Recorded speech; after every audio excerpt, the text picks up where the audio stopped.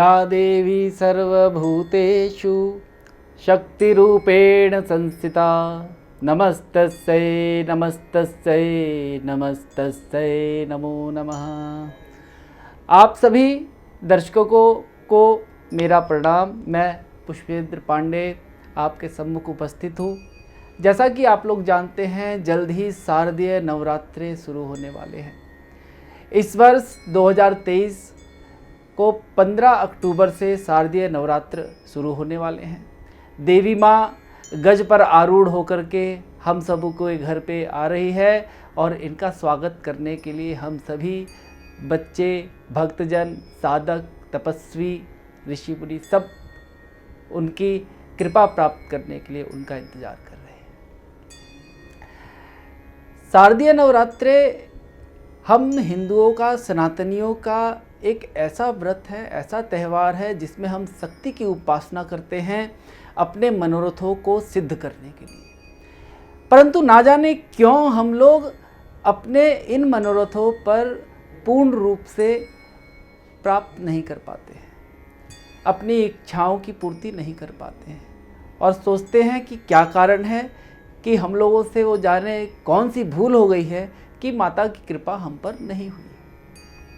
तो आज मैं आपको बताने वाला हूँ वो कारण जिस कारण से हम लोग उस शक्ति की, उस माँ की पूर्ण कृपा प्राप्त नहीं कर पाते हैं। आखिर ऐसा क्या है जिसकी वजह से उनकी पूर्ण ममतामयी कृपा को हम पाने में पिछड़ जाते हैं, नहीं ले पाते। जैसा कि एक माँ अपने बच्चे को खाना खिलाने के लिए एक साफ बर्तन ढूंढती है और उसे उसी साफ बर्तन में अन्न परोसती है ताकि उसका पुत्र या उसकी पुत्री, उसकी संतान एक स्वस्थ भोजन को खा करके स्वस्थ रूप से क्रीड़ा कर सके। उसी प्रकार से ये जगत जननी भी हमारे इस मैले कुचैले तन, मलिन विचारों और ना जाने हम लोग क्या क्या अपराध करते हैं और उस अपराध से अपने अंतर मन को इतना मैला कर लेते हैं कि वो शक्ति हमें चाहते हुए भी अपना ममतामयी रूप, अपनी ममतामयी शक्ति, अपनी ममतामय आशीर्वाद को प्रदान नहीं कर पाती है।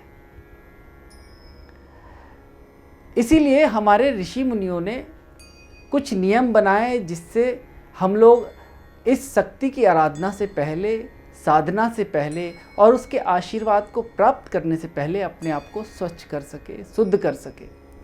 अब आप लोग बोलेंगे कि हम लोग तो रोज़ नहाते हैं, रोज़ शरीर में जो है लक्स, पॉन्ड्स, ना जाने कौन कौन से साबुनों को मल मल के नहाते हैं और साफ़ सुथरे हो जाते हैं और सर को धो लेते हैं, नाना प्रकार के नए कपड़े पहन लेते हैं।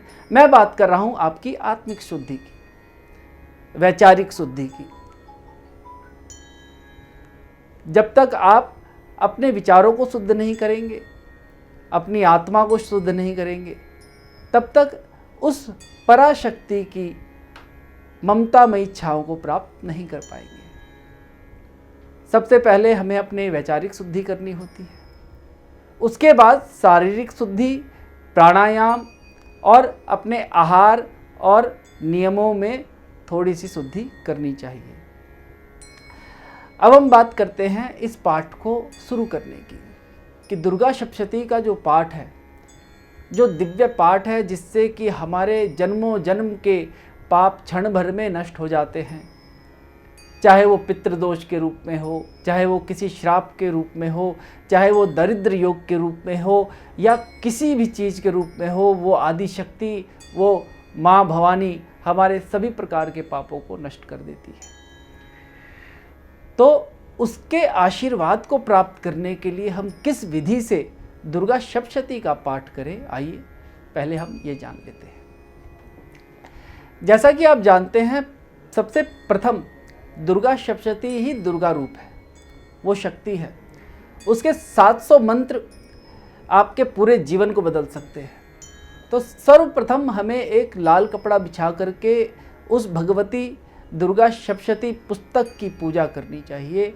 उसके बाद अंगन्यास, ऋषि न्यास ये आदि क्रियाएं करके और फिर कीलक मंत्रों से, जो कीलित होते हैं उन मंत्रों से उस पुस्तक की जो लिखी हुई ऋचाएँ हैं, जो लिखे हुए मंत्र हैं, उनको खोला जाता है।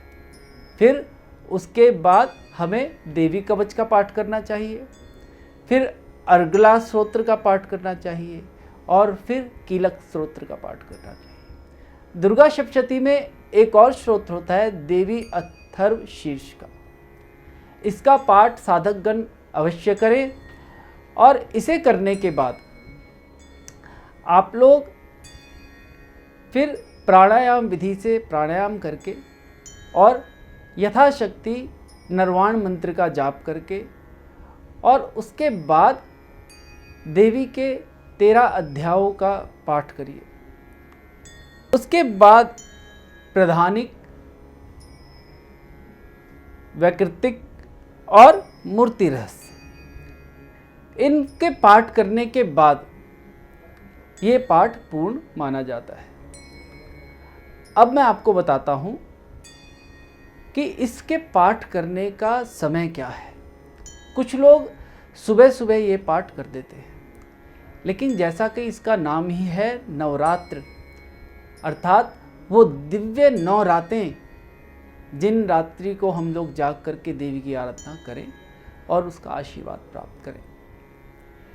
आप एक बार जीवन में देवी के लिए 9 रात जाग के देखिए, वो आपके लिए पूरी उम्र जाग के दिखा देगी, आपके सोए हुए भाग्य को जगा देगी। आप इस विधि से पाठ करके देखिए, आपका कोई भी समस्या हो उसका समाधान आपको तुरंत और तुरंत ही मिल जाता है। देवी के इस पाठ से अनेक चमत्कार होते हैं। उन चमत्कारों के फलस्वरूप आप अपने भाग्य को भी बदल सकते हैं। तो आइए उस महादेवी की, उस महान शक्ति की हम और आप मिलकर के उनके आगमन का स्वागत करें। नमस्कार।